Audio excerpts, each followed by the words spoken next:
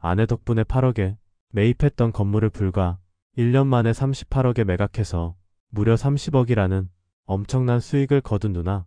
그 소식을 들었을 때 저는 당연히 누나가 아내에게 크게 감사하며 고마움을 표현할 줄 알았습니다.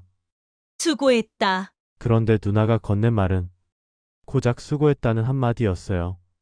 단지 그뿐이었습니다. 이야기 시작합니다. 구독과 좋아요 꾹 눌러주세요. 저는 강남구 테헤랄로에 있는 중견 IT 회사에서 개발팀 과장으로 일하고 있습니다. 매일 아침 9시에 출근해서 저녁 7시에 퇴근하는 어디서나 볼 수 있는 평범한 직장인의 삶을 살고 있어요. 연봉이 특별히 높은 것도 아니고 커다란 야망이나 목표를 품고 사는 것도 아닙니다. 그런데도 지금의 이런 일상이 저에겐 참 고맙게 느껴져요. 매일 아침 눈을 뜨고 따뜻한 집에서 커피 한 잔 마시며 하루를 시작할 수 있다는 것. 퇴근 후엔 아내와 함께 소소한 대화를 나누며 저녁을 먹을 수 있다는 것. 이런 것들이 정말 감사하거든요. 세상에는 하루하루 생계를 걱정해야 하는 사람도 있고 늘 불안 속에서 내일을 장담하지 못하는 사람도 있잖아요. 그런 걸 생각하면 이렇게 평범하지만 안정된 삶을 살아가고 있다는 사실만으로도 감사할 따름입니다. 사실 저는 원래부터 이렇게 평범하게 살 수 있었던 사람이 아니었어요. 제 삶이 이만큼이라도 자리를 잡을 수 있었던 건 다 누나가 있었기 때문입니다. 누나가 제 자리를 대신해 고생을 떠안아 주었고 제가 흔들리지 않도록 늘 든든한 버팀목이 되어 주었기에 지금 제가 이렇게 평범하지만 행복한 삶을 살아갈 수 있는 것입니다. 제가 초등학교 5학년이던 가을, 지금도 생각하면 온몸이 떨리는 그날을 절대 잊을 수가 없습니다. 제 인생을 송두리째 뒤흔드는 일이 벌어졌거든요. 부모님이 퇴근길에 갑작스럽게 빗길 교통사고를 당하신 것입니다. 그날은 평범한 금요일이었어요. 학교에서 돌아와 숙제를 하고 있는데 현관문이 열리는 소리가 들렸습니다. 부모님이 퇴근하셨나 보다 생각하며 반갑게 뛰어나가는데 문 앞에 서 있는 건 낯선 경찰관 아저씨였어요. 그분의 무거운 표정을 보는 순간 어린 제 마음속에서도 뭔가 끔찍한 일이 일어났다는 예감이 들었습니다. 연락할 방법이 없어서 직접 찾아왔다며 하는 얘기에 제 세상은 완전히 무너져 내렸어요. 부모님이 사고를 당하셨습니다. 그 한마디로 단 한순간에 모든 게 끝났습니다. 어린 제 눈앞에 앞으로 부모님이 없다는 현실이 무겁게 다가왔거든요. 세상이 한순간에 차갑고 캄캄해졌고 이제 어떻게 살아야 할지 막막하기만 했어요. 누나가 대학교 기숙사에서 급히 달려왔고 빨갛게 부어오른 눈으로 저를 꽉 안아주면서 계속 울었습니다. 누나도 저와 마찬가지로 완전히 무너져 있었지만 그래도 제 앞에선 애써 강한 모습을 보이려고 했어요. 준호야, 괜찮아. 누나가 있잖아. 누나가 꼭 지켜줄게. 떨리는 목소리로 말하는 누나를 보며 저는 더욱 무서워졌습니다. 고작 9살밖에 차이 안 나는 누나가 앞으로 저까지 책임져야 한다니 생각만 해도 너무 막막했거든요. 부모님이 일찍 세상을 떠나면 아이들이 흔히 방황하고 힘들어한다고들 하죠. 저도 그 길을 걸을 수밖에 없는 상황이었지만 다행히 누나가 있었기에 큰 문제 없이 자라올 수 있었습니다. 하지만 그 뒤에 누나가 얼마나 많은 것들을 포기하고 희생했는지는 지금이야 제대로 깨닫게 돼요. 부모님이 돌아가셨을 때 누나는 고작 21살이었습니다. 대학생. 그 누구보다 자유롭고 행복하게 청춘을 즐길 나이였죠. 꿈도 많고 하고 싶은 것도 많은 시기에 9살 어린 저를 돌봐야 하는 상황이 갑자기 탁 친 거예요. 자기 앞가림도 벅찬 시기에 동생 인생까지 책임져야 한다니. 누나의 마음은 얼마나 막막하고 두려웠을까요? 처음 몇 달은 친척들이 나름대로 도와주려 했었어요. 고모댁에서 며칠씩 신세를 지기도 했고 삼촌댁 식탁에 끼어 앉아 밥을 얻어먹기도 했습니다. 어른들은 각자 사정 속에서도 저와 누나를 불쌍히 여겨 손길을 내밀어 주셨죠. 하지만 그런 도움이 오래가지 못했어요. 시간이 흐르면서 바쁘다는 이유로 또 각자의 가정을 챙겨야 한다는 현실적인 이유로 하나둘 발길이 줄어들었습니다. 처음에는 무슨 일 있으면 언제든 연락하라고 말씀하시던 분들이 몇 달 지나니까 요즘은 어떻게 지내는지 묻던 안부 전화조차 뜸해졌어요. 어린 마음에도 알 수 있었습니다. 처음엔 모두가 함께 울어주고 걱정해 주었지만 결국 각자 삶을 살아갈 수밖에 없다는 걸 말이에요. 남의 불행이 언제까지나 자기 발목을 잡을 순 없는 법이니까요. 그렇게 시간이 지나자 결국 남은 건 저와 누나뿐이었습니다. 그때부터 누나는 어린 나이에 학업과 생계라는 짐을 한꺼번에 짊어지게 됐어요. 낮엔 강의실에 앉아 학생으로서 수업을 듣고 밤이 되면 편의점 야간 아르바이트를 했습니다. 주말이 되면 카페며 패스트푸드점까지 닥치는 대로 일을 했어요. 한 달에 3가지 아르바이트를 동시에 돌려야 생활이 굴러갔으니 사실상 잠잘 시간조차 빼앗긴 살인적인 일정이었죠. 새벽 2시에 편의점 아르바이트를 마치고 집에 들어와서도 아침 6시엔 다시 일어나 학교로 나가야 했어요. 하루에 서너 시간밖에 못 자는 날이 대부분이었죠. 그런데도 누나는 제 앞에선 단 한 번도 힘든 내색을 하지 않았습니다. 어느 날 밤 새벽 늦게 집에 들어온 누나가 부엌에서 라면을 끓이고 있었어요. 깜깜한 거실에서 잠들지 못하고 있던 저는 살금살금 일어나 부엌으로 갔습니다. 누나, 오늘도 늦었네. 힘들지 않아? 난 원래 체력이 좋아. 우리 준호만 건강하면 난 괜찮아. 하지만 정말 안 힘들었을까요? 그저 어린 저를 안심시키려고 억지로 웃으며 그렇게 말했을 뿐이었겠죠. 돌이켜보면 그 웃음 뒤에 가려져 있던 피곤과 고통이 얼마나 깊었을까 싶어 지금도 가슴이 먹먹해집니다. 그렇게 바쁘게 뛰어다니면서도 누나는 제 학교 일엔 빠짐없이 참여하려고 노력했어요. 아르바이트 시간을 억지로 조정해서라도 학교 행사에 참석했고 학부모 상담 날이면 정장 차림으로 선생님 앞에 앉아 성실히 이야기를 나눴습니다. 고작 21살의 여대생이 초등학생 학부모 역할을 그토록 완벽하게 해낸 거예요. 다른 부모님들은 누나를 보며 처음엔 의아해했어요. 너무 어려 보이니까 누나인지 엄마인지 헷갈려 하시더라고요. 하지만 시간이 지나면서는 모두들 누나를 대단하다며 존경하게 됐습니다. 그 시절엔 미처 몰랐어요. 이제야 돌아보니 그것이 얼마나 큰 희생이고 무리였는지 절실히 깨닫게 됩니다. 21의 여자가 감당하기엔 너무 벅찬 책임이었거든요. 그 많은 추억 중에서도 제 마음속에 가장 선명하게 남아있는 건 운동의 날의 기억입니다. 다른 아이들 곁에는 부모님이 와서 정성스러운 도시락을 내어놓고 힘껏 응원을 해주는데 전 혼자였을 때가 많았거든요. 아무리 누나가 아르바이트를 조정해도 한계가 있었어요. 잘 모르는 친구들이 왜 너네 부모님은 안 오느냐고 물으면 그냥 바쁘셔서 못 왔다고 대답하곤 했습니다. 사실은 마음 한 구석이 쓸쓸하고 외로웠지만 누나에게 부담을 주고 싶지 않아서 그런 내색은 하지 않으려고 했었죠. 그런데 제가 6학년이 되던 해 운동회, 누나는 전날 밤늦게까지 아르바이트를 했음에도 불구하고 아침 일찍 학교에 왔어요.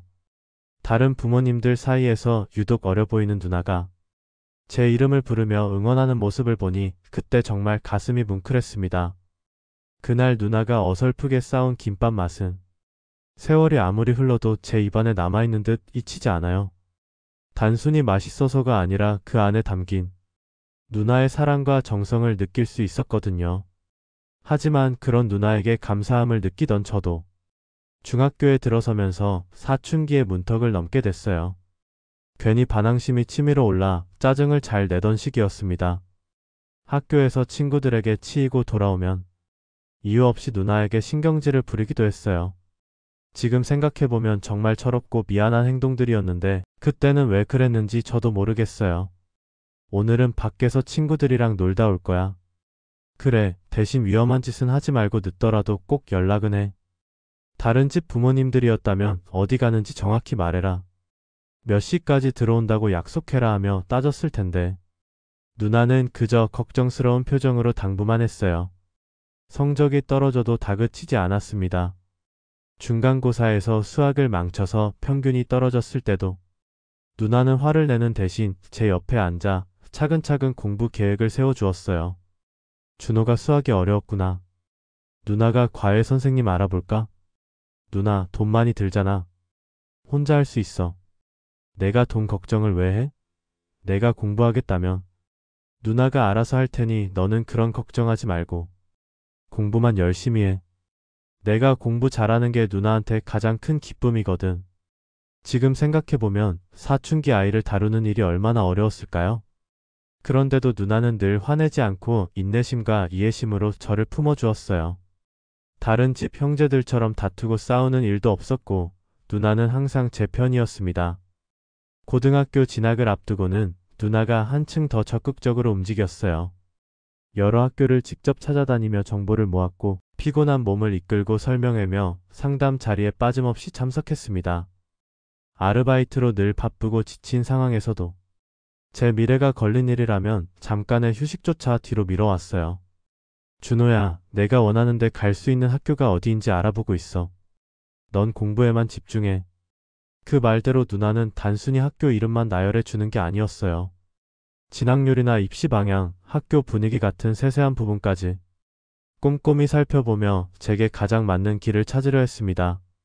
상담을 함께 다니며 진로 얘기를 나눌 때는 제 고민을 자기 일처럼 받아들이고 끝까지 들어주었어요.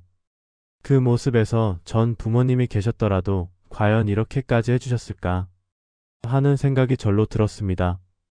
누나는 그저 누나로서가 아니라 부모의 빈자리를 대신 채우려는 마음으로 제 곁에서 최선을 다하고 있었거든요.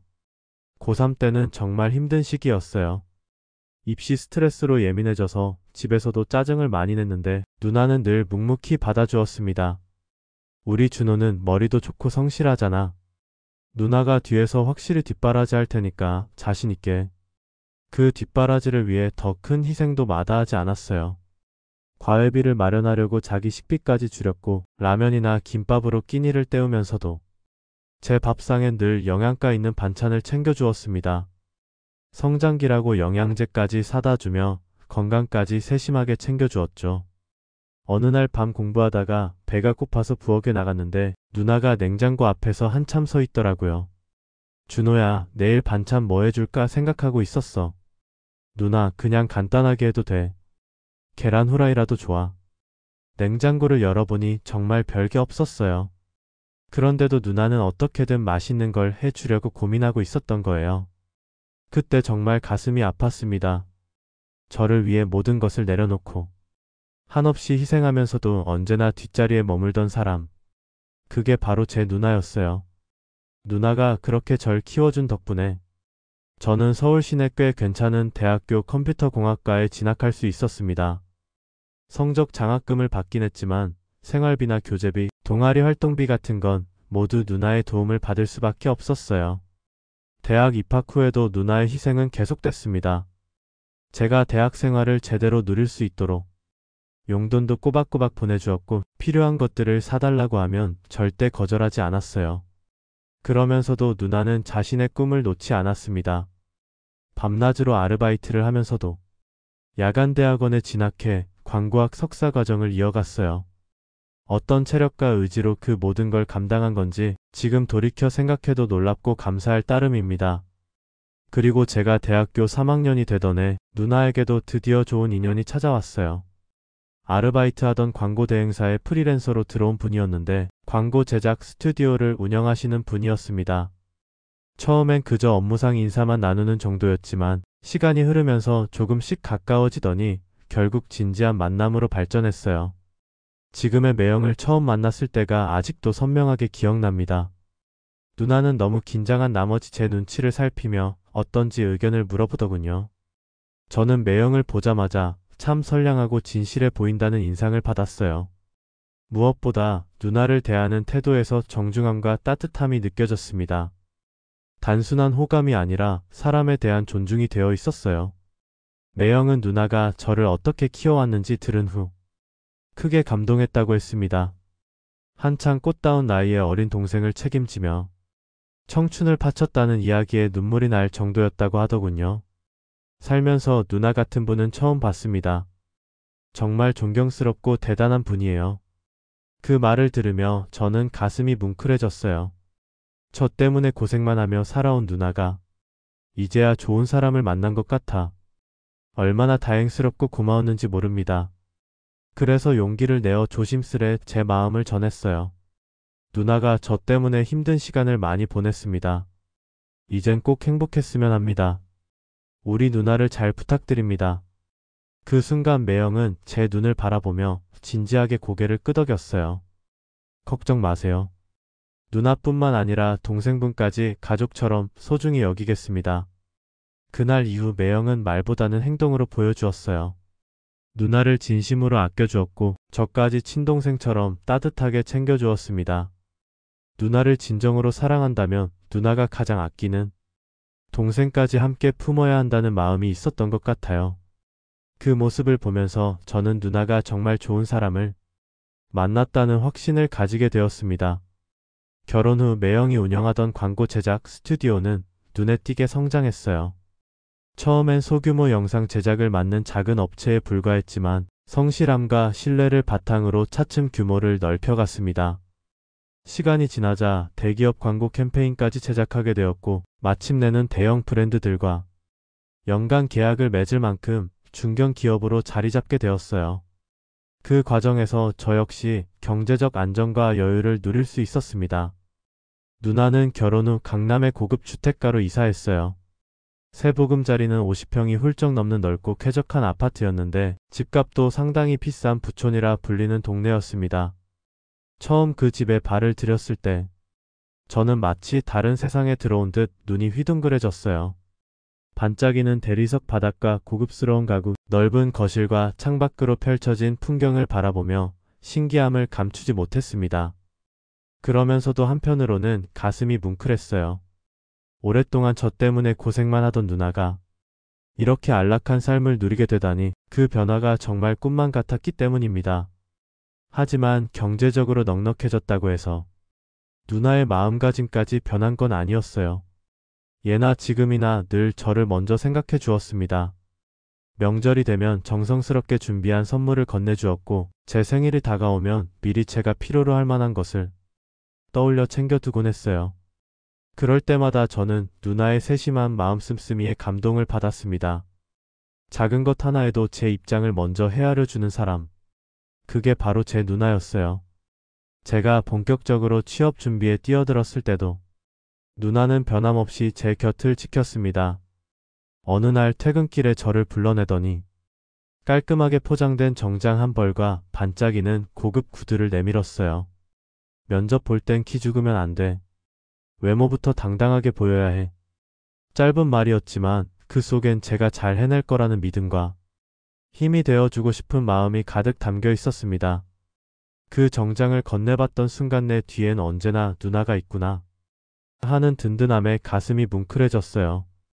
누나는 늘 제가 주저앉지 않도록 뒤에서 떠받쳐주는 든든한 버팀목이었습니다. 물론 누나가 늘 따뜻하기만 했던 건 아니에요. 때로는 그 세심한 배려가 지나치게 간섭처럼 느껴지곤 했습니다.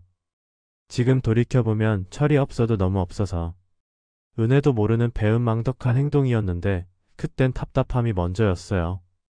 제가 야근을 했다고 말하면 누나는 제가 금방이라도 쓰러질까 봐 걱정하며 전화를 걸어 몸 좀 챙겨라라고 당부했습니다. 친구들과 술자리를 가진다고 하면 적당히 해야 한다. 간 다 망가진다는 잔소리도 빠지지 않았어요. 준호야, 술 마시는 것도 좋지만 내 몸부터 생각해야 해. 내가 어떻게 너 키웠는데 건강 잃는 건 절대 안 돼. 그런 말을 들을 때마다 마음 한켠으로는 고맙고 미안하면서도 동시에 성인인 제가 여전히 어린아이 취급을 받는 것 같아 답답하기도 했어요. 이제 성인이 되어 스스로 삶을 책임질 수 있다고 생각했는데 여전히 어린아이처럼 대하는 것 같았기 때문입니다. 그래도 시간이 지나고 나면 누나의 잔소리조차 결국 저를 향한 깊은 사랑의 표현이었다는 걸 늘 깨닫곤 했어요. 제가 여자친구가 생겼을 때도 누나는 그냥 넘어가지 않았어요. 집안 배경은 어떤지, 학벌은 어디인지, 직업은 안정적인지까지 하나하나 꼬치꼬치 물었습니다. 당시에 저는 솔직히 조금 불편했어요. 하지만 그땐 누나가 부모님 역할까지 대신해 살아왔으니 혹시라도 제가 잘못된 길로 빠지지 않도록 과하게 챙기는 거라고 생각했습니다. 사랑이라는 걸 아직 서투르게 배우는 제게 누나는 그저 보험이 되어 주려는 거라며 애써 이해하려 했어요. 그러나 회사에 입사한 지 2년쯤 지나자 제 마음속엔 새로운 갈망이 고개를 들기 시작했습니다. 이젠 정말 내 힘으로 살아보고 싶다는 생각이었어요. 누나의 세심한 관심과 배려가 여전히 고맙긴 했지만 동시에 점점 더 무겁게 다가왔습니다. 작은 일에도 간섭처럼 느껴질 때가 많아졌고 그럴수록 제 안에선 독립하고 싶은 마음이 커졌어요. 저는 더 이상 누나의 품 안에서만 보호받는 동생이 아니라 스스로 판단하고 책임질 수 있는 성인이 되고 싶었습니다. 진짜 제 힘으로 부딪히고 넘어지고 다시 일어서는 과정을 통해 독립적인 삶을 경험해보고 싶었던 거예요. 마침내 어느 날 용기를 내어 누나에게 말을 꺼냈습니다. 누나, 이제 나 혼자 나가서 살아보려고. 갑자기 왜? 여기 사는 게 얼마나 편한데. 월세도 없지, 밥도 해주지, 다 해주지. 그건 나도 알지. 그런데 이제 성인이잖아. 내 힘으로 한번 살아보고 싶어. 언제까지 누나한테만 의지할 순 없잖아. 혼자 사는 게 생각보다 쉽지 않아. 집값도 비싸고 생활비도 만만치 않단다. 힘든 거 알지만 그래도 해보고 싶어. 혼자 살다가 너무 힘들면 다시 돌아올게. 한숨을 내쉰 누나는 끝내 마지못해 허락했어요. 다만 마지막까지 당부를 잊지 않았습니다. 너무 비싼 집은 알아보지 말고 직장 가까운 데로 구해. 괜히 고생은 하지 말고. 그 말 속엔 여전히 제 걱정을 놓지 못하는 누나의 마음이 깊이 배어 있었어요. 그때부터 저는 본격적으로 부동산을 알아보기 시작했습니다. 직장에서 가까우면서도 교통이 편리한 곳, 그리고 제 월급에 맞는 원룸을 찾으려고 여러 중개업소를 발품 팔며 돌아다녔어요. 그러던 중 지하철역 근처의 한 카페에서 지금의 아내를 처음 만났습니다. 첫인상부터 참 차분하고 진솔해 보이는 분이었어요. 26살. 저보다 3살 어린 나이였는데 손님을 대하는 태도는 성실하고도 친절했습니다. 제가 갈 때마다 제가 자주 마시는 음료를 기억해 주었고 설명은 정확하면서도 전문적이었죠. 자연스레 신뢰가 갔어요. 집을 구하면서 카페에 자주 들르게 되었고 그러는 동안 자연스레 개인적인 이야기도 나눴어요. 놀랍게도 아내 역시 저처럼 어려운 환경에서 자라며 가족을 돌보며 살아온 경험이 있었습니다. 아버지가 일찍 세상을 떠나시고 어머니마저 병으로 돌아가신 뒤엔 남동생과 단둘이 의지하며 지내왔다고 했어요. 그 이야기를 들었을 때 제 마음 깊은 곳에서 묘한 울림이 일었습니다. 서로의 아픈 삶이 겹쳐지며 자연스러운 공감대가 피어올랐어요. 둘 다 가족을 남다르게 소중히 여겼고 힘든 상황에서도 주저하지 않고 꿋꿋하게 버텨낸 강인함이 있었습니다. 가치관 역시 비슷했어요. 삶을 대하는 태도, 어려움 속에서도 희망을 잃지 않으려는 의지가 닮아 있었습니다. 결국 저는 카페 근처에 깨끗하고 아담한 원룸으로 이사를 하게 되었어요. 보증금과 월세가 제 수입에 딱 맞았고 교통도 편리했습니다.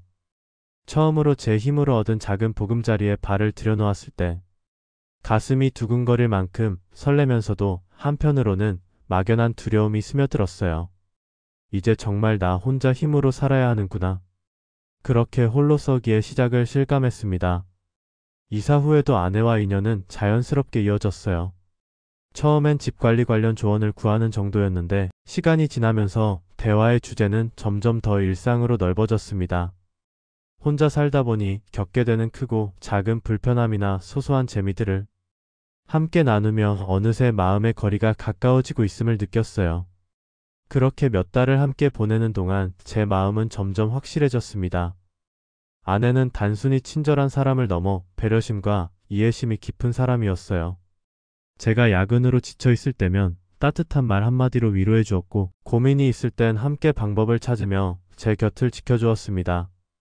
무엇보다 느껴졌던 건 그 모든 행동 속에 계산이나 가식이 전혀 없었다는 사실이에요. 그녀는 언제나 저를 있는 그대로 받아주었고 제 행복을 먼저 생각하는 사람이었습니다. 서로를 알게 된 지 1년쯤 되었을 때 저는 아내와 정식으로 연애를 시작했어요. 둘이 함께 있으면 늘 즐겁고 따뜻했습니다. 주말이면 집에서 영화를 보고 같이 장을 봐서 요리를 해먹으며 시간을 보냈는데 그런 소박한 일상들이 오히려 특별하고 소중하게 느껴졌어요. 1년이 넘도록 진지하게 만나다 보니 자연스럽게 결혼 이야기가 나왔습니다. 저는 그 소식을 누나에게 알리면 누구보다 기뻐할 거라 믿었어요. 그동안 저를 위해 청춘을 다 바쳐 뒷바라지한 사람이니 이젠 제가 좋은 사람을 만나 새로운 가정을 꾸린다는데 당연히 축복해 줄 거라고 생각했죠. 그래서 어느 주말 저녁 누나의 집에서 조심스럽게 말을 꺼냈어요. 누나, 나 결혼하려고 해. 하지만 돌아온 반응은 제 예상과 전혀 달랐습니다. 누나는 눈이 커지더니 표정을 굳히며 말했어요. 뭐라고? 갑자기? 사귄 지 얼마나 됐다고 벌써 그런 소리를 해? 1년 넘게 사귄 거야. 갑자기는 아니지. 누나도 만나보면 알 거야. 정말 좋은 사람이야. 1년이 뭐가 길다고 그래? 사람은 최소 3년은 지켜봐야 제대로 아는 거야. 그러더니 누나는 아내의 집안 배경부터 학벌, 직업, 부모님 상황까지 꼬치꼬치 물었어요. 그리고 아내가 작은 카페를 운영하고 있다는 사실에도 못마땅한 기색을 숨기지 않았습니다. 카페가 뭐 그렇게 안정적인 직업이니? 장사 경기에 따라 수입 들쭉날쭉한 거잖아. 그래도 자기 사업이야. 실력도 뛰어나고 책임감도 강해. 아, 자영업이라고 다 같은 게 아니야. 의사, 변호사 같은 게 진짜 전문직이지. 카페 하나 운영한다고 대단한 줄 아는 거니? 그 순간 저는 점점 난처해졌어요. 누나의 반응이 이해되지 않았고 마음 한쪽에선 서운함까지 밀려왔습니다. 제가 믿고 의지했던 누나가 왜 이렇게까지 반대하는지 도무지 알 수 없었거든요. 아내를 정식으로 누나에게 소개하는 자리를 마련했을 때 분위기는 생각보다 훨씬 어색했어요. 장소는 시내의 고급 한정식집이었는데 음식이 아무리 근사해도 공기는 차가우기만 했습니다. 누나는 처음부터 끝까지 형식적인 태도였어요. 딱딱한 목소리와 굳은 표정, 마치 업무적인 만남이라도 되는 것처럼 차갑게 인사했습니다. 그런데 아내는 화사하게 웃으며 말했어요. 안녕하세요. 오빠한테 늘 누나 얘기 들었어요. 이렇게 뵙게 돼서 정말 반갑습니다. 정말 진심으로 기뻐하는 모습이었는데 누나는 그런 아내의 밝은 에너지를 받아주지 않았어요. 그래요. 좋은 얘기였으면 좋겠네요. 짧고 차가운 대답. 분위기를 풀어보려는 듯 아내가 진심 어린 목소리로 말했습니다. 정말 대단하시고 존경스럽습니다. 어린 나이에 동생을 키워내셨다니 정말 쉽지 않았을 텐데요. 하지만 누나는 담담한 얼굴로 고개만 끄덕이며 대답했어요. 별거 아니에요. 당연한 일을 했을 뿐입니다. 그 자리에 있던 저는 속으로 한숨을 삼켰어요. 누나의 태도가 너무나 차갑고 아내는 억지로 웃음을 지으며 대화를 이어가고 있었거든요. 식사하는 내내 분위기는 계속 어색했고 대화도 컷돌기만 했습니다. 식사가 끝나고 누나는 저를 따로 불러세웠고 숨을 고르더니 단호하게 말했어요. 솔직히 말하면 좀 아쉽다. 내가 더 좋은 조건의 사람을 만날 수 있을 것 같아서. 집안도 그렇고 직업도 그렇고 지금은 마음에 차. 보이겠지만 평생을 함께하기엔 부족하지 않겠니? 아니야. 난 이 사람이 최고라고 생각해. 절대 후회 안 해. 아, 시간 지나면 알게 될 거야. 사람 보는 눈이란 게 달라지거든. 난 내가 너무 성급하게 결정하는 것 같아. 그 후로도 갈등은 계속됐어요. 누나는 기회만 있으면 다른 사람을 소개하려 했습니다. 매형의 거래처 지인 중 명문대 출신 대기업 다니는 사람들을 언급하며 맞선을 추선하려 했어요. 너희 매형 거래처인데 대기업 과장에다 집안도 든든하대. 한 번만 만나봐. 누나, 이미 진지하게 만나는 사람 있다고 했잖아. 그냥 한 번만 만나보라는 거야. 직접 비교해보고 결정해도 늦지 않아. 몇 달 동안 이런 일이 반복되자 저도 지쳤고 아내 역시 눈치채고 속상해했어요. 아내는 직접적으로 말하진 않았지만 표정으로 상처받고 있다는 걸 알 수 있었습니다. 누님이 저를 싫어하시는 것 같아요. 저도 마음 한 구석으로는 누나의 태도가 이해되지 않았어요. 결국 저는 누나의 반대를 무릅쓰고 결혼을 강행하기로 했습니다. 그리고 어느 날 누나에게 단호히 말했어요. 난 누나가 반대해도 결혼할 거야. 그래, 그럼 나중에 후회해도 모른다. 절대 후회 안 해. 이 사람과 반드시 행복하게 살 자신 있어. 그 순간 저와 누나 사이에는 보이지 않는 벽이 하나 세워진 듯 했어요. 그동안 누구보다 가까웠던 관계가 결혼 문제를 두고 처음으로 크게 갈라지기 시작한 거예요. 아내도 저도 부모님이 안 계시다 보니 결혼식은 소규모로 조촐하게 치를 수밖에 없었어요. 누나와 매형, 가까운 친척 몇 분만 모인 자리였죠. 누나는 참석했지만 마음에서 우러나오는 축하의 기운은 느낄 수 없었어요. 축하한다. 잘 살아. 그 말은 그저 형식적인 인사처럼 들렸습니다. 오히려 매형이 저를 꽉 안아주며 따뜻하게 축복해 주었어요. 정말 좋은 사람 만났구나. 행복하게 잘 살아라. 그 말에 전 울컥했지만 누나의 차가운 태도가 마음에 오래 남았습니다. 결혼 후 저희 부부는 경기도 신도시에 전세집을 얻어 신혼생활을 시작했어요. 30평 남짓한 작은 아파트였지만 깨끗했고 대중교통도 편리했습니다. 퇴근 후 집에 돌아오면 따뜻한 불빛 아래 아내가 기다리고 있었고 아침마다 함께 출근 준비를 하며 웃음을 나누는 소소한 일상이 제겐 큰 행복이었어요. 저는 직장에 다니고 아내는 작은 카페를 운영하며 맞벌이를 이어갔습니다. 부족한 게 많았지만 그마저도 서로가 있어 든든했어요.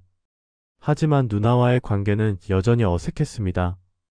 이전처럼 제게 애정 어린 잔소리를 늘어놓진 않았지만 아내와 관련된 문제만 나오면 어쩐지 벽 같은 기류가 느껴졌어요. 그런 분위기는 특히 명절이나 가족 모임에서 뚜렷하게 드러났습니다. 다른 식구들은 거실에 모여 앉아 도란도란 이야기를 나누며 웃음꽃을 피우는데 아내만은 늘 부엌에서 일손을 거들고 있었어요. 처음에는 단순히 눈치가 없는 다른 식구들 탓이라고 생각했지만 시간이 지날수록 누나가 아내를 친밀하게 끌어들이기보다 어쩐지 손님 대하듯 선을 긋는다는 느낌이 강해졌습니다. 제가 보기엔 너무 불공평했어요. 새 식구라고 따뜻하게 환영받는커녕 늘 일만 떠맡는 아내의 모습이 안쓰럽고 마음 아팠습니다. 몇 번이고 속이 부글부글 끓어올라 차라리 누나에게 직접 따져보고 싶은 충동이 치밀었어요. 누나, 왜 아내만 저렇게 따로 떨어뜨려 두는 거야? 다들 거실에서 얘기하는데 왜 혼자 부엌에서 있게? 그렇게 목구멍까지 치밀어 오르는 말을 간신히 참아 삼키곤 했습니다. 그때마다 아내가 제 손을 꼭 잡으며 고개를 저었어요. 여보, 그냥 넘어가요. 괜히 말 꺼내면 더 사이만 불편해져요. 아내는 늘 그렇게 조용히 묵묵히 넘어가려 했어요. 오히려 저를 안심시키려 애쓰는 모습이 더 가슴을 저리게 했습니다. 하지만 속으로는 답답했어요. 누나의 차가운 태도가 점점 더 분명해질수록 저와 누나 사이에 알게 모르게 깊은 꼴이 생기고 있다는 걸 느낄 수 있었기 때문입니다. 더 큰 문제는 그 다음부터였어요. 누나는 아내가 카페를 운영한다는 사실을 이용하기 시작했습니다.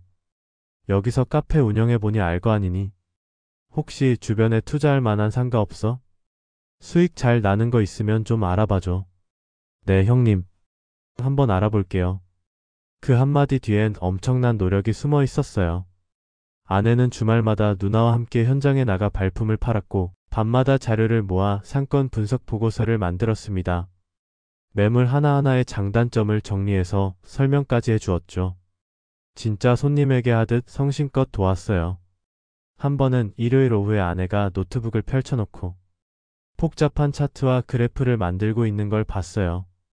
아내의 그런 성실함이 고마우면서도 한편으로는 미안했습니다. 누나가 너무 당연하게 생각하는 것 같아서 말이에요.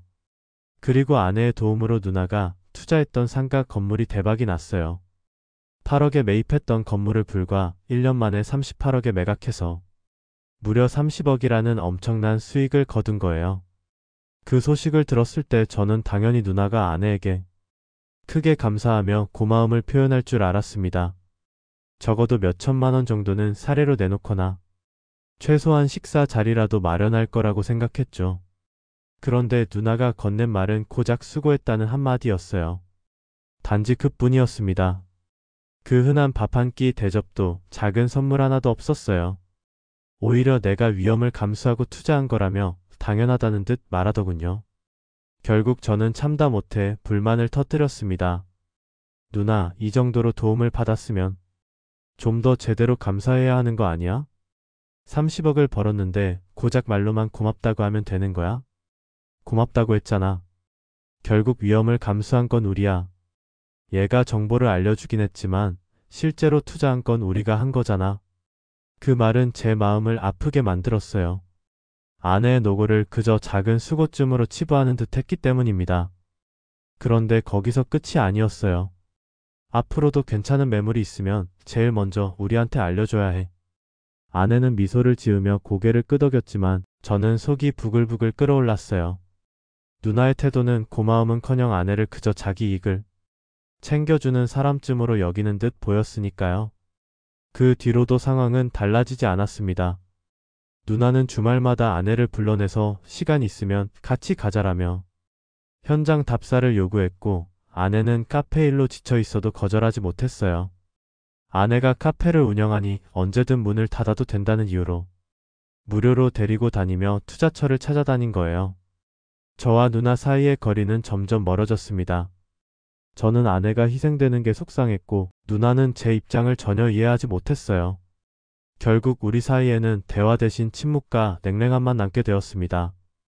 그 무렵 제 생일이 되었어요. 누나가 계좌로 현금 100만 원을 보내왔습니다. 메시지도 짧게 생일 축하한다. 맛있는 거 사 먹어라 정도였어요. 평소에도 200에서 300만 원짜리 선물을 챙겨주던 누나였는데 오히려 줄어든 느낌이 들었습니다. 무엇보다 아내 덕에 30억 벌어들인 직후라서 더 서운했어요. 아내는 저를 다독였습니다. 여보, 현금 100만 원도 큰 돈이에요. 이렇게 챙겨주는 거에 감사해야죠. 당신이 지금 이렇게 살 수 있었던 건 다 형님이 키워주신 덕분이잖아요. 당신 생일날 오히려 이렇게 살게 해주셔서 감사하다고 우리가 인사해야 하죠. 아내 말이 맞긴 했지만 마음속 깊이 올라오는 서운함은 쉽게 사라지지 않았어요. 그리고 얼마 후 어느 저녁이었습니다. 야근을 마치고 집에 들어오니 아내가 휴대폰을 보다가 환하게 웃고 있었어요. 오랜만에 보는 환한 표정이라 저도 덩달아 궁금해졌습니다. 제가 좋은 일이라도 있는 거냐고 묻자 아내는 들뜬 목소리로 말했어요. 여보, 지금 당장 같이 갈 데가 있어요.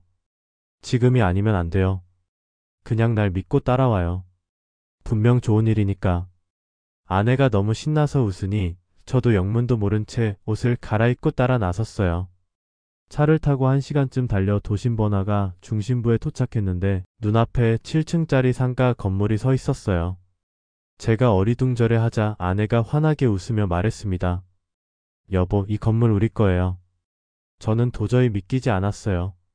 그런데 1층을 보니 수진이네 카페 본점이라는 간판이 환하게 켜져 있었습니다. 제 아내 이름이었죠. 아니, 이게 대체 뭐야?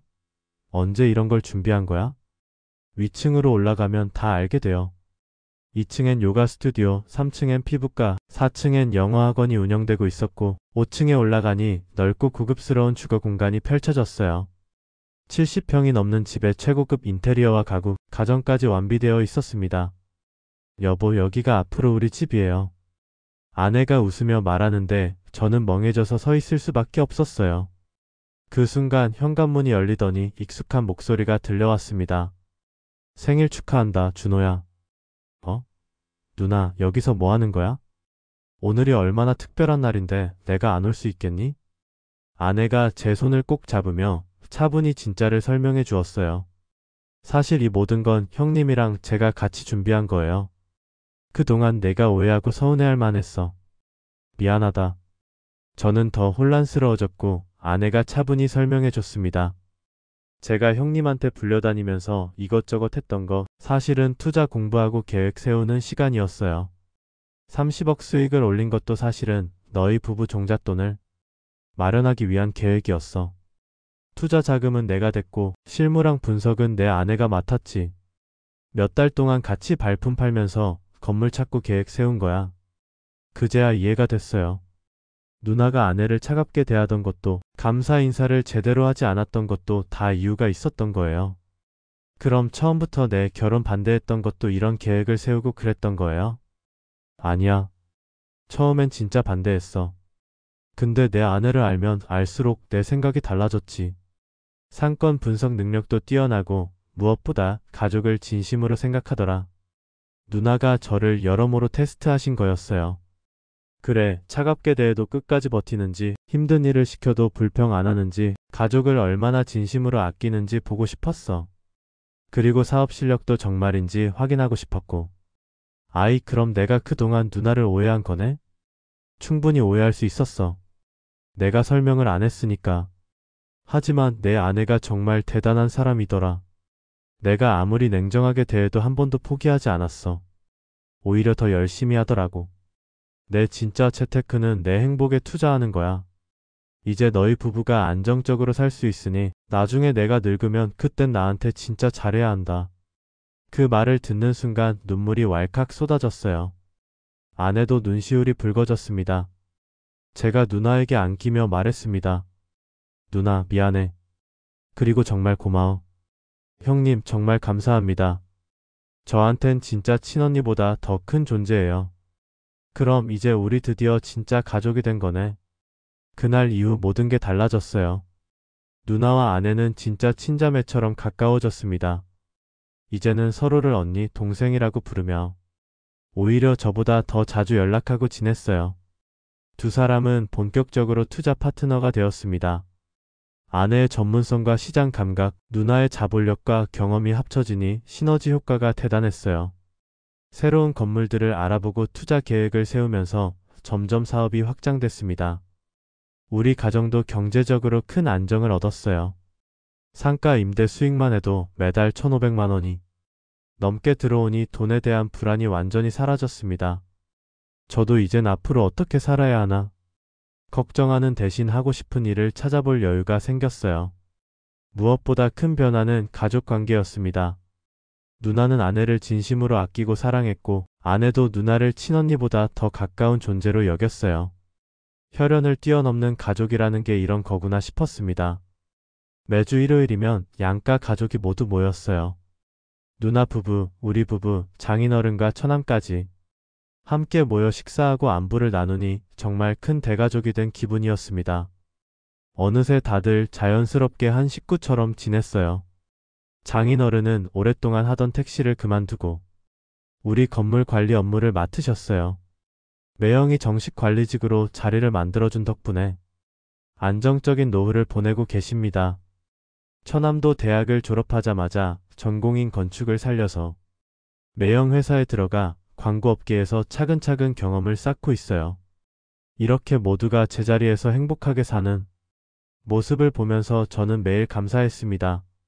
어린 시절 부모님을 잃고 절망 속에 있던 제가 이렇게까지 안정되고 따뜻한 가정을 꾸리게 된 건 전적으로 누나와 아내 덕분이었어요. 특히 누나가 했던 그 한마디가 늘 마음속에 남아 있습니다. 내 진짜 재테크는 내 행복에 투자하는 거야. 생각해보면 누나는 어릴 때부터 지금까지 제 행복을 위해 모든 걸 쏟아부었습니다. 청춘을 희생해서 저를 키우고 결혼 후에도 저희 부부가 자립할 수 있게 치밀하게 준비했죠. 아내 역시 누나의 차가운 태도와 어려운 시험을 다 견디며 끝까지 함께 해주었어요. 이젠 제가 보답할 차례입니다. 누나가 나이 들어 힘들어지면 제가 반드시 최선을 다해 모실 거예요. 아내와 함께 행복하고 화목한 가정을 꾸리고 언젠가 우리에게 아이가 생긴다면 누나와 아내에게서 배운 가족 사랑을 그대로 물려주고 싶습니다. 가족이란 결국 혈연만으로는 완성되지 않는다는 걸 깨달았어요.